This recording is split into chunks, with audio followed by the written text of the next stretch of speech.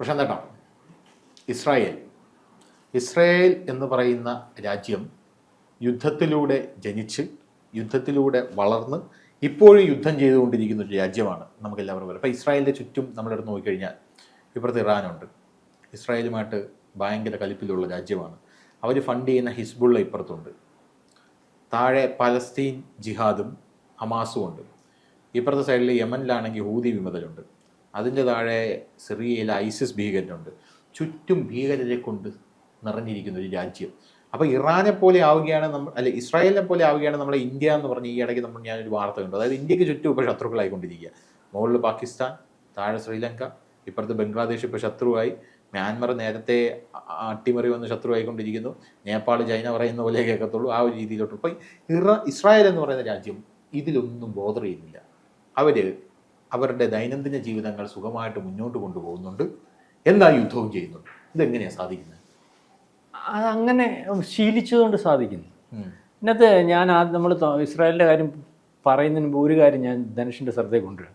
നമ്മുടെ രാജ്യത്ത് കാശ്മീരിൽ അവിടെ ഇവിടെ 4 വെടിവെട്ടുന്നുണ്ട്. അല്ലെങ്കിൽ നേരത്തെ ഒരു കർഷക സമരം വന്നപ്പം ഈ നമ്മുടെ ഇവരുണ്ടല്ലോ ഖലിസ്ഥാൻ തീവ്രവാദികൾ, അങ്ങനെ അവിടെ എന്തും വേണ്ടി ബുദ്ധിമുട്ടുണ്ടാകുന്നുണ്ട്. ചെറിയ ചെറിയ പ്രശ്നങ്ങൾ ഇതോടൊക്കെ തുലനം ചെയ്യുമ്പോഴാണ് യുദ്ധം ചെയ്യുന്നുണ്ട്. ഇസ്രായേലിൻ്റെ കാര്യം ഒന്ന് ആലോചിച്ച് നോക്കി. 48 ഉണ്ടായി. അന്നൊരു 5 രാജ്യങ്ങൾ ഉൾപ്പെടെ, ഇറാൻ ഉൾപ്പെടെ, ലെബനൻ ഉൾപ്പെടെ, ഈജിപ്റ്റ് ഉൾപ്പെടെ അടിച്ചു. അവരന്ന് അടിച്ച് ജയിച്ചു. കാരണം ഒരു രാജ്യം ഉണ്ടായി, കാശ് കൊടുത്ത് മേടിച്ച് അവിടോട്ട് ഇരിക്കാൻ തുടങ്ങിയില്ല. അതിനുമ്പേ അതിനുശേഷം ഒരു 5-6 രാജ്യങ്ങൾ വട്ടം നിൽക്കുകയാണ്, ഇസ്ലാമിക രാജ്യങ്ങൾ. ഒന്ന് ഇറാൻ പക്ക എതിരായിട്ട് നിൽക്കുകയാണ്. ഈ പറയുന്ന പാലസ്തീൻ വിമോചനം എന്ന് പറഞ്ഞുകൊണ്ട് ഇവർ ഹമാസ് നിൽക്കുന്നു. ഈ ലെബനൻ നിൽക്കുന്നു. ലെബനൻ്റെ ഈ ഒരു ഭാഗത്ത് ലെബനിൽ പാലസ്തീനിൽ നിന്ന് രക്ഷിക്കാൻ, ഇസ്രായേലിൽ നിന്ന് രക്ഷിക്കാൻ പറഞ്ഞുകൊണ്ട് ഹിസ്ബുള്ള നിൽക്കുന്നു, ഹൂതി നിൽക്കുന്നു, അതിൻ്റെ കൂടെ തുർക്കി നിൽക്കുന്നു. ഈ രാജ്യങ്ങളല്ലേ. അപ്പം ഈ ഇസ്രായേൽ എന്ന് പറയുന്ന രാജ്യം ഉണ്ടായ സമയം തൊട്ട് ഒരു 5-6 രാജ്യങ്ങളും അതിനപ്പുറമുള്ള തീവ്രവാദ ഗ്രൂപ്പുകളും ഇവരെ നിരന്തരം ആക്രമിച്ചുകൊണ്ടിരിക്കുകയാണ്. മനസ്സിലാവുന്നുണ്ട്. പാലസ്തീൻ വിമോചനം എന്ന് പറഞ്ഞ് ഉണ്ടായിട്ടുള്ള സാധനമാണ് ഹിസ്ബുള്ള. 1982 42 കൊല്ലം കൊണ്ട് ആക്രമിക്കുക. ഇപ്പം ആദ്യം എവിടെ നിന്നാണ് തുടങ്ങി. അതിനുശേഷമാണ് ഹമാസ് 1987 അത് സുന്നി ഇതിൻ്റെ വിഭാഗത്തിൽ. ഈ പാലസ്തീൻ ഇസ്ലാമിക് ജിഹാദ് എന്ന് പറഞ്ഞ സാധനമുണ്ട്. അവരുടെ പരിപാടി എന്ന് പറഞ്ഞാൽ അതായത് ബോംബ് കെട്ടുക, വലിയ എണ്ണക്കത്തി കുറവാണ്. അതും ഈ ഇസ്രായേൽ വിരുദ്ധമായിട്ടുള്ള സാധനം. അതിന് ഏതാണ്ട് ഈ 1987 അത് ഉണ്ടായിരിക്കുന്നത്. അതുപോലെ തന്നെ PASF 1967 popular front of liberation of Palestine, ഒരുപാടുണ്ട്. പിന്നെ രണ്ടാമത് പാലസ്തീൻ ലിബറേഷൻ ഓർഗനൈസേഷൻ അലയൻസ്, ഇതൊരു 10 സംഘടന കൂടിയിരിക്കുന്ന ഇസ്രായേലിനെതിരെയുള്ളത്. അപ്പം ഈ തീവ്ര നിലപാടുള്ള ആൾക്കാർ നിരന്തരമായിട്ട് മറ്റ് രാജ്യങ്ങളുടെ സഹായത്തോടു കൂടി ഇവരെ ആക്രമിച്ചുകൊണ്ടിരിക്കുകയാണ്. അതായത് നിങ്ങൾക്കറിയാലോ, ഹമാസ് എപ്പോഴും പാലസ്തീൻ വിമോചനം എന്ന് പറഞ്ഞുകൊണ്ട് അവരെ ആക്രമിച്ചുകൊണ്ടിരിക്കും. അവർ ഈ അയൺ ഡോം സംവിധാനം ഉള്ളതുകൊണ്ട് അത് നിരസിച്ചു. അതുപോലെ ഹിസ്ബുള്ളയുടെ പരിപാടി എന്തോ വടക്കൻ ഇസ്രായേലിൽ എപ്പോഴും ആക്രമിച്ചുകൊണ്ടിരിക്കുകയാണ്. അവർ നിരന്തരം ആക്രമിച്ചുകൊണ്ടിരിക്കുകയാണ്. അവരുടെ ലെബനൻ ശരിക്കും പിടിച്ചടക്കിയിട്ടുണ്ട് ഹിസ്ബുള്ള. അതിൻ്റെ സഹായം ഇറാൻ്റെ സഹായമാണ്. ഇറാൻ്റെ സഹായത്തോടു കൂടി അത് എപ്പോഴും ആക്രമിച്ചുകൊണ്ടിരിക്കും. ധനുഷ് പറഞ്ഞു, അവരുടെ ഹാൻഡ് ഡൗൺ സംവിധാനം നിരന്തരമായിട്ട് കിടക്കുന്നുണ്ട്. അവർക്ക് യുദ്ധം നിർത്തിയിട്ട് അവർക്ക് ജീവിക്കാൻ പറ്റത്തില്ല. ഈ യുദ്ധത്തോടു കൂടി ജീവിക്കുന്ന ഒരു ജനതയാണ് അവർ. അതുകൊണ്ട് തന്നെയാണ് ഈ അവിടുത്തെ ജനതയ്ക്ക് പരമമായ സ്വാതന്ത്ര്യം അവിടെ ഇരിക്കുന്നത്.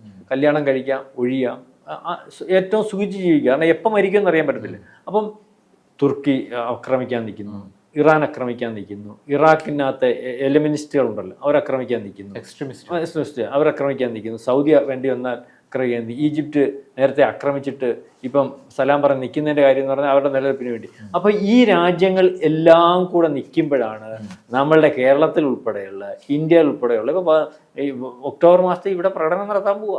അറിയാമല്ലോ എന്തിനാണെന്നറിയാമല്ലോ.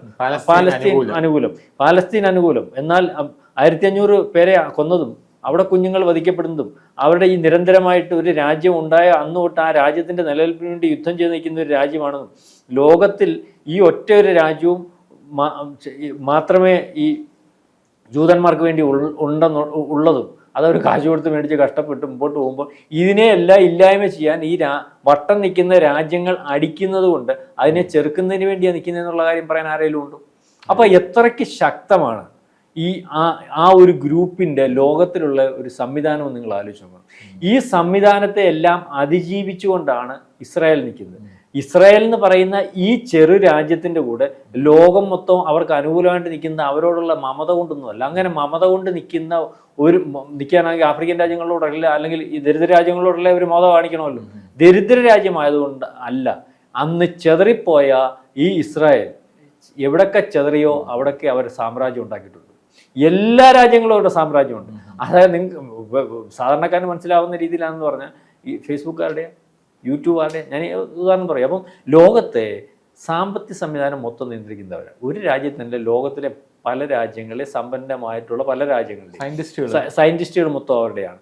ഇപ്പം അതുപോലെ ഈ നമ്മുടെ ഈ സമാധാന ഇതുണ്ടല്ലോ പറയുന്നത് ജോർജ് സോറോസ് ചെയ്യുന്ന പണി യഥാർത്ഥത്തിൽ എന്തോ ജോർജ് സോറോസ് ചെയ്യുന്ന പണി എന്ന് പറഞ്ഞാൽ യുവമാരെ എങ്ങനെ സമാന്തര ഗവൺമെന്റ് സമാന്തര ഗവൺമെന്റ് ശരിക്കും പറഞ്ഞാൽ ഈ ഇസ്ലാമിസ്റ്റുകളെ ഇല്ലായ്മയെന്ന് ഒരുത്തനായാലും യുവമാർക്ക് മനസ്സിലായിട്ടില്ലെന്നേ ഉള്ളൂ. കാരണം യുവമാരെ എങ്ങനെ പ്രൊമോട്ട് ചെയ്ത് വിട്ടുകൊണ്ടിരിക്കുക, അവരെ കാച്ചിക്കൊണ്ടിരിക്കുക. അതെന്ന് ശരിയായ രീതിയിൽ ഒരു ഇസ്ലാമിന് ചിന്തിക്കാൻ പറ്റാത്ത രീതിയിൽ അവന്റെ മനോബലത്തെ വ്യതിചലിപ്പിച്ച് വിടുന്ന ഒരാളാണ് ജോർജ് സോറോസ്. നിങ്ങൾ ഇങ്ങനെ ചെയ്താലേ ശരിയാവത്തുള്ളൂ, ഇങ്ങനെ ചെയ്താലേ എനിക്ക് പിടിച്ചു. ശരിയായ രീതിയിൽ ചിന്തിച്ചു കഴിഞ്ഞാൽ ബാക്കി ഇപ്പോൾ സൗദി അറേബ്യയുടെ കൂട്ട് അവനവൻ്റെ കാര്യം നോക്കി അവൻ ജീവിച്ചാൽ പോരെ. ബാക്കിയുള്ളവന്റെ കാര്യത്തിനകത്ത് ആവശ്യമില്ലാത്ത മതത്തിന്റെ മറ്റേതിന്റെ കാര്യത്തിൽ ഇടപെടാതെ അവന്റെ ഞാൻ പറയട്ടെ, പ്രശാന്തായിട്ട് കേട്ടിട്ടുണ്ടോ എന്ന് എനിക്കറിയില്ല, ചിലപ്പോൾ കേട്ട് കാണും. ഈ ഇറാൻ എന്ന് പറയുന്ന രാജ്യം ഉണ്ടല്ലോ, ഇറാൻ എന്ന് പറയുന്ന രാജ്യം ഒരു മുസ്ലിം രാജ്യമാണ് എന്ന് നമ്മൾ പറയുന്നുണ്ട്. അതിപ്പോൾ 30% ക്രിസ്തീയവൽക്കരിക്കപ്പെട്ട് കഴിഞ്ഞു. 30% ആ രാജ്യം ലോകത്തെ ഏറ്റവും കൂടുതൽ വേഗത്തിൽ ക്രിസ്തീയവൽക്കരിക്കപ്പെടുന്ന ഒരു രാജ്യം ഇറാനാണ് ഇപ്പോൾ. അതുകൊണ്ടാണ് അവർ ഈ കൂടുതൽ ഈ പുരോഗമനവാദം ഇപ്പോൾ പറഞ്ഞുകൊണ്ടിരിക്കുന്നതും. അതിൻ്റെ പിന്നിൽ ഈ അമേരിക്കയും ഇവരെല്ലാ ഭാഗത്തു നിന്നും ഇത് ഓപ്പറേറ്റ് ചെയ്യുന്നുണ്ട്. ഇപ്പോൾ ഇറാനെ ഒന്നല്ലെങ്കിൽ രണ്ടല്ലെങ്കിൽ നാളെ ഇവർ ദീർഘവീക്ഷണത്തോടു കൂടിയാണ് പല കാര്യങ്ങളും ചെയ്യുന്നത്. ദീർഘവീക്ഷണത്തോടുകൂടി. ഇനി അത് പറഞ്ഞാൽ വേറെ സൗദിയുടെ കാര്യം അറിയും. സൗദി ഈ ഇവർ പറയുന്ന ഈ നമ്മളിപ്പോൾ കളിയാക്കി പറഞ്ഞത് താടി വളർത്തുന്നതിലെ മതസംവിധാനത്തിനകത്ത് ലോകത്ത് ഇസ്ലാമിക ഭരണം ലോകം മൊത്തം വരുമ്പോൾ അതിന്റെ ഹെഡ് ഓഫീസായിട്ട് ഇരിക്കേണ്ട സാധനമാണ് സൗദിയുടെ അവസ്ഥ എന്തിപ്പോൾ? അതെ, സൗദി പുരോഗമന ചിന്തയിലേക്ക് പോയി അവരുടെ ആവശ്യമില്ലാത്ത മതചിന്തകൾ മറ്റത് മറിച്ചത് മൊത്തം. വേറൊരു കാര്യം പറയണ, സൗദിയിൽ കഴിഞ്ഞ മെയ് 24 വെള്ളിയാഴ്ച, സാധാരണ വെള്ളിയാഴ്ച നടക്കുന്ന നിസ്കാരം അവിടെ നടന്ന എന്താ അറിയോ? ബിക്കിനി ഫാഷൻ പരീക്ഷ. അതിന്റെ അർത്ഥം എന്താണെന്നറിയോ? നിങ്ങൾ ഈ പറഞ്ഞ കാര്യം സംഭവിച്ചുകൊണ്ടിരിക്കുകയാണ്. അതായത് ഞാനീ പറഞ്ഞ ജോർജ് സോറോസ് വളരെ വിദഗ്ധമായിട്ട് ചിന്താശേഷിയില്ലാത്ത ഒരു ജനതയെ ലോകത്ത് ഏറ്റവും കൂടുതലായിട്ട് നിൽക്കുന്ന ക്രിസ്ത്യാനികളാണ്, രണ്ടാമത് മുസ്ലിങ്ങളാണ്, ഏറ്റവും കൂടുതൽ രാജ്യങ്ങൾ മുസ്ലിങ്ങളുടെയാണ്. അപ്പം ഈ രാജ്യങ്ങളുടെ എല്ലാം ഈ പറഞ്ഞതുപോലെ സാമ്പത്തികമായിട്ടും ചിന്താശേഷി നശിപ്പിച്ചാൽ മാത്രമേ അതിനകത്തുനിന്ന് നല്ല ചിന്തയിലും നല്ല രീതിയിലും ജീവിക്കണമെങ്കിൽ, അല്ലെങ്കിൽ അമേരിക്ക പോലെ മറ്റ് രാജ്യങ്ങൾ പോലെ ആവണമെന്ന് ചിന്തിച്ച് അവിടുത്തെ ജനങ്ങളെ ഓട്ടോമാറ്റിക്കലി മെൻ്റലി ഡൈവേർട്ട് ചെയ്യുന്ന ഒരു പണി ഇസ്ലാമിക രാജ്യം ഉണ്ടാക്കാൻ ശ്രമിക്കുന്നത് പോലെ ഒരു ഗ്രൂപ്പ് ക്രിസ്ത്യൻ രാജ്യം ഉണ്ടാക്കാൻ ശ്രമിക്കുന്നുണ്ട്. പണ്ട് തൊട്ടേ ഉണ്ട്, കാലാകാലങ്ങളായിട്ടുണ്ട്, അതായത് നൂറ്റാണ്ടുകളായിട്ടുള്ളത്. അതിപ്പോൾ അതിനകത്തൊരു പരിധിവരെ വിജയിച്ചുകൊണ്ടിരിക്കുകയാണ്. ഇപ്പം ഈ പറഞ്ഞ ലെബനൻ പിടിച്ചെടുത്താൽ പോലും അവിടുന്ന് പോയിട്ടുള്ള ക്രിസ്ത്യാനികൾ തിരിച്ചു വരാൻ തയ്യാറാണ്, അവിടെ ക്രിസ്ത്യൻ രാജ്യം ഉണ്ടാക്കി കൊടുത്താൽ. ഓരോ ക്രിസ്ത്യൻ രാജ്യങ്ങളിലേക്ക് ഇസ്ലാമിക രാജ്യങ്ങൾ വളരെ വേഗം പരിവർത്തനത്തിലേക്ക് വരികയാണ്.